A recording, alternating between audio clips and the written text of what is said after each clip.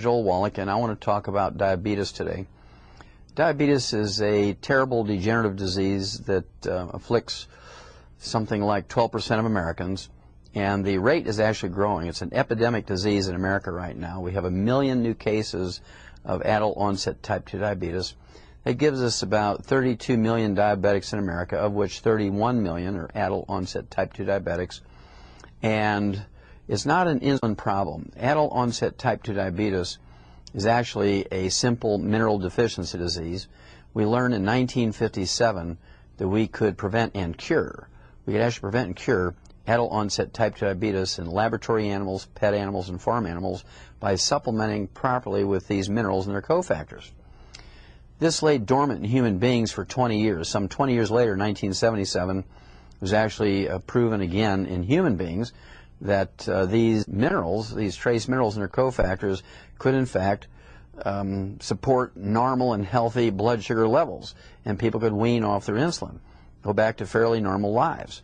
And that was kind of an exciting thing, but that was in 1977, and nothing has really happened new in the science of diabetes. And when you look at the reason why, according to the GAO, the General Accounting Office, which is the budget watchdog for the U.S. Congress, they say that the average diabetic, if they are treated by their physician in the standard medical way, they are worth to their physician over the 24 to 40 years they live after diagnosis, they're worth $750,000.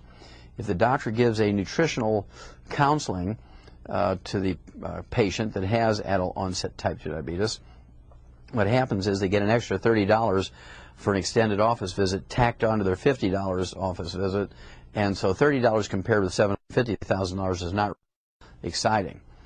Well, when you look at the blood levels of these minerals since 1948 through the modern times, through the 21st century, these blood levels of these minerals have dropped like a rock. They've dropped from 1,000 parts per million down to 0.13 parts per million since 1948, and the amount of carbohydrates that the average American eats has gone up considerably. According to the U.S. Department of Agriculture, 100 years ago, the average Americans ate about a pound of sugar per person per year.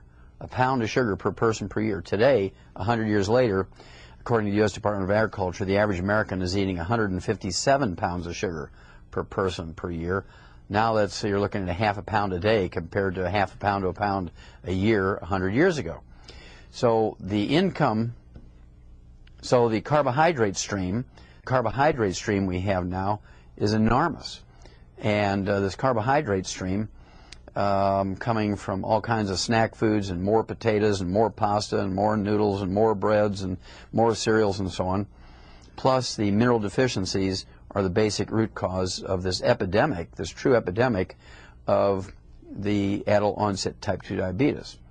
Another interesting fact about adult-onset type 2 diabetes is these people actually make more insulin, as much as 10 times more insulin as non-diabetics.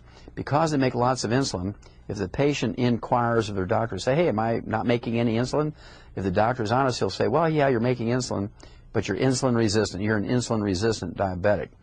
Well, you're insulin resistant because you're not taking in the mineral cofactors necessary for that insulin to work properly. You give yourself those minerals, the insulin starts working, blood sugar starts dropping, and magic things happen. Now, if there's anything good about being adult-onset type 2 diabetic, it's that the patient has been empowered by the medical doctor, their doctor, to test themselves on a daily basis. They've been empowered to adjust their own medication. They don't have to call in, they don't have to run in 4 times a day to test themselves or to get the doctor or the doctor's nurse to test them or to adjust their medication. The diabetic is taught how to do this themselves.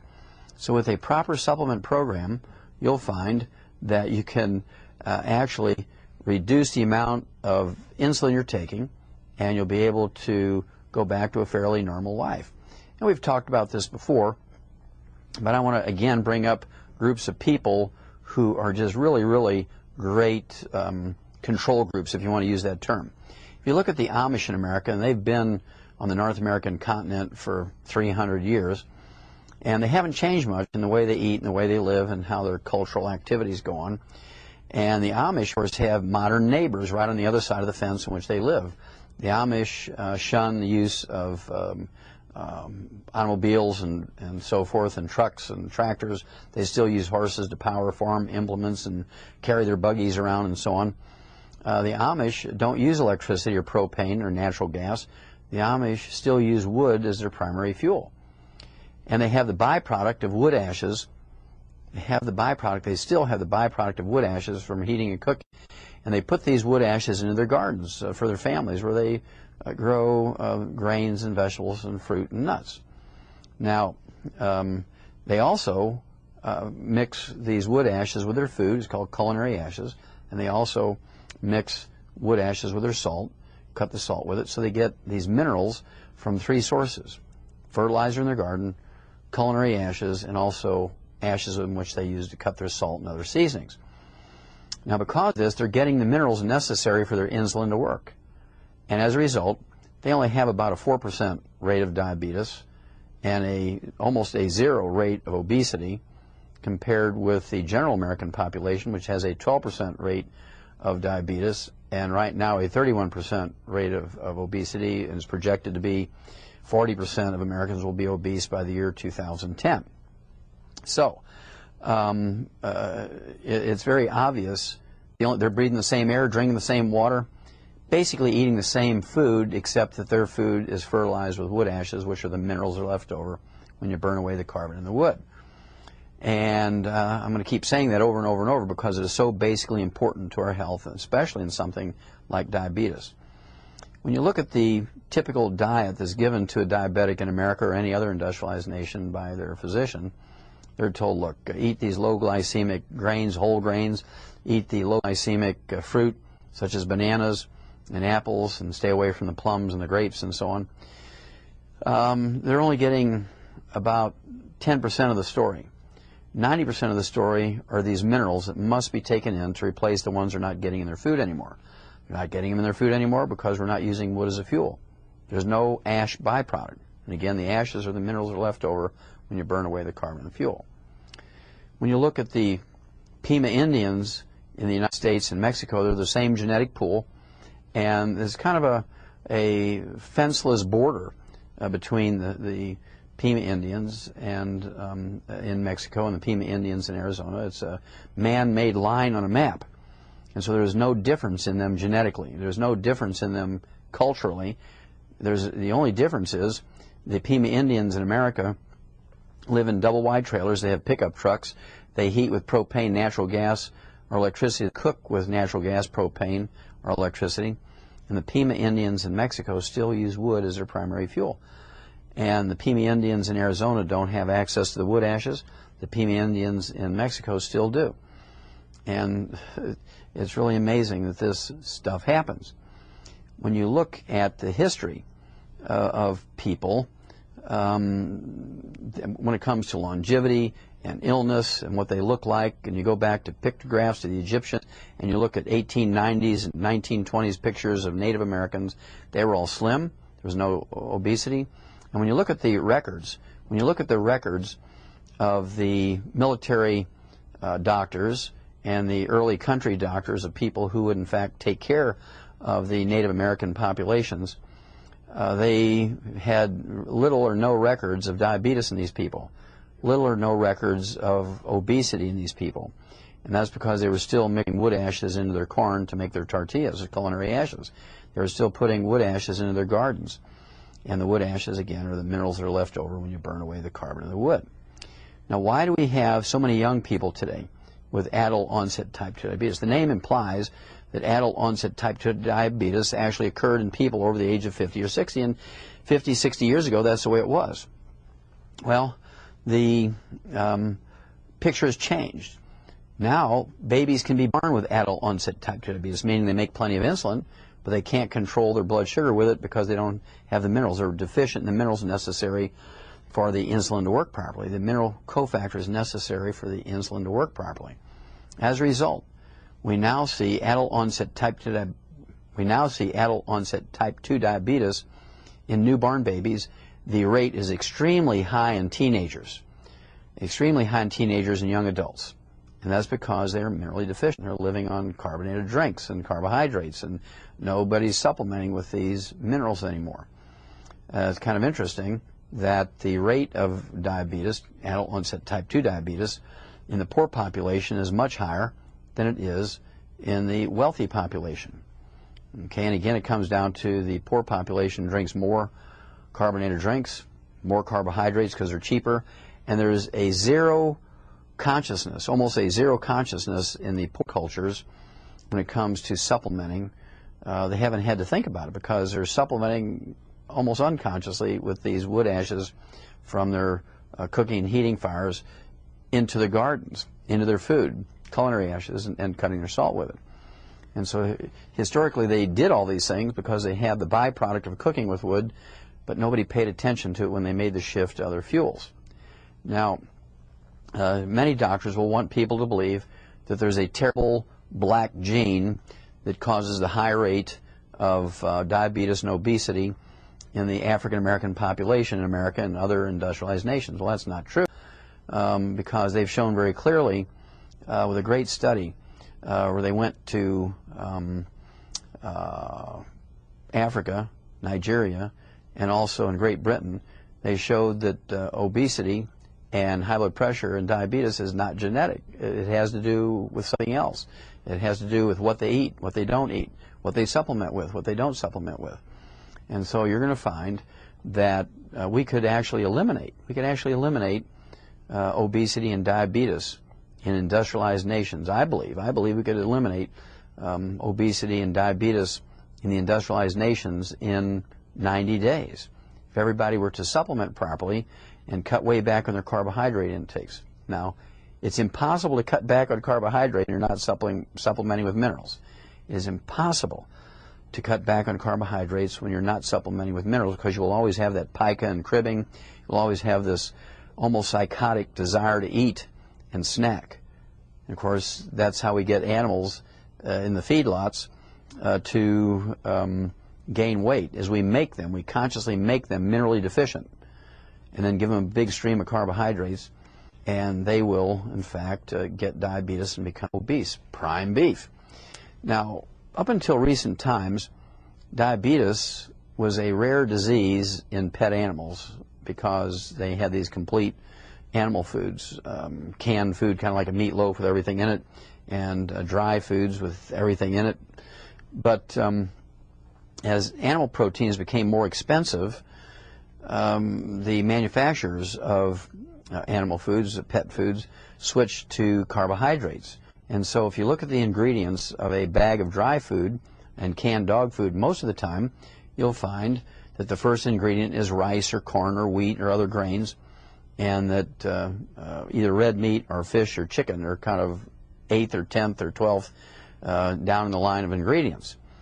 Whereas in the old days, the first ingredient was red meat, liver, chicken, fish, and it was much easier to control the obesity and the diabetes in these animals, because they would actually supplement with the minerals that are necessary to prevent the diabetes and obesity. Well, they didn't keep up. As you switch to carbohydrates, you need to go up with those minerals, but they haven't upped the minerals, so the number of cases of diabetes and obesity in pet animals is going up at a significant rate because they've changed the basic formulation of animal foods. So as owners, we have to be alert to that and make sure we supplement the animals with these minerals to prevent them from getting diabetes. You know, it's an old adage that people and animals or pets kind of look alike. That's because we eat the same thing. Well, if you feed an animal the commercial diet solely without adding any snacks or table scraps to it and supplement properly, they will not get obesity or diabetes either. And so it's not that difficult. And I'm sure I don't know things that the doctors don't, because I get most of my material from medical journals. So I have to assume if they're reading the medical journals, they're getting the same materials I am. So the reason why they don't discuss nutrition and supplement programs for diabetes is not because it's not useful. It's not because it doesn't work. It's because the amount of profit they make from a 15-minute nutritional consultation is $30 compared with $750,000 by treating the diabetic in the standard way. They make their money from amputating toes and feet and legs. They make their money for dealing with the cardiovascular problems and the peripheral neuropathies and the blindness and all the other stuff that goes along classically with diabetes. These things are totally avoidable by supplementing properly. They're avoidable by supplementing properly. Enormous amount of research on this in every industrialized nation. Enormous amount has been published going back to 1957. 1957 is when this really was first recognized that adult onset type 2 diabetes is a mineral deficiency disease. Now, just as a little aside here, type 1 diabetes, or juvenile onset diabetes, is a different story. They do not make any insulin whatsoever. They don't make any insulin, zero insulin, so they could never wean off of insulin. However, by supplementing properly with the right minerals and their cofactors, and getting back on the carbohydrates and getting them to eat more protein and more vegetables, you can significantly reduce the amount of insulin necessary to manage their blood sugar and keep it down to where damage is not being caused to the eyes and the bones and the heart and cardiovascular system and the nerves and the bones and muscles and so forth. And so the need for amputations, the need for dealing with these complications of type 1 diabetes can be significantly reduced. I know people who are type 1 diabetics who are in their 60s and 70s, have no complications, or very, very few complications. The average lifespan of a type 1 diabetic, if they follow the standard medical system, is registered at 33. Well, I think the type 1 diabetics that I deal with from a supplement standpoint, the average lifespan is much greater. And I have to sit down and calculate that, but I'd venture to say that it's going to be in the 50s and 60s. So you can seriously gain 20 or 30 years of longevity if you're type 1 diabetic by paying attention to how much carbohydrate you consume, cut way back on that, zero sugar, and you want to supplement properly. Make sure you're getting those minerals that are necessary for the insulin you're giving yourself. Make sure that it's going to work properly, because just injecting yourself with lots of insulin without supplementing with those minerals, you're not going to get efficient use of that insulin, and this is where the complications occur. This is so simple, it's scary. And so if you supplement properly, you avoid the intake of carbohydrates. And remember, there is no nutritional requirement for carbohydrates. Some people say to me, well, I can't live without them. I crave them. I just dream about them. That's all I want to think about is carbohydrates. How can you give up carbohydrates? Well, without supplementation, it's impossible.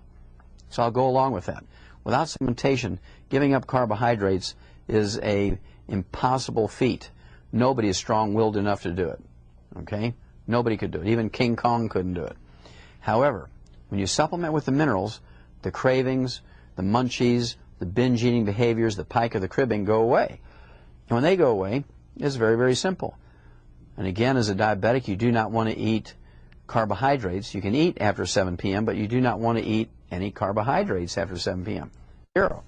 If you need a snack, you can eat a handful of mixed salted nuts. You could have one of these zero sugar protein shakes. You can throw an egg in there if you want to. You can have plenty of animal protein after 7 o'clock if you're a diabetic. And you're going to lose that fat. A lot of people actually will gain an enormous amount of weight when they're diabetic. But it's not due to genetics, and it's something that you can actually fix.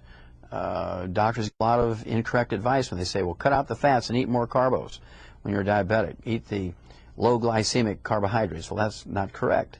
You want to eat lots more protein. You want to eat meals that are maybe 3 hours apart, maybe 4 or 5 meals a day instead of 3. But after 7 p.m., be sure no sugar, no juices, no fruit, no carbohydrates. You can eat a handful of mixed salted nuts. You can have a protein drink, either a whey protein drink, throw an egg in there, or you can have a hard-boiled egg with some salt and pepper on it. Eat a no-sugar sports drink. A lot of stuff you can do as a diabetic, but you got to stay away from that sugar, stay away from the carbohydrates, supplement properly, and you will be amazed at how good you're going to feel. Your energy is going to be up all day. You're not going to have the diabetic rantings and ravings, and a lot of people, they have such difficulty in managing their blood sugar that they do. They get anxiety attacks, panic attacks. They go into rages, and people, oh, that's just his diabetes acting up.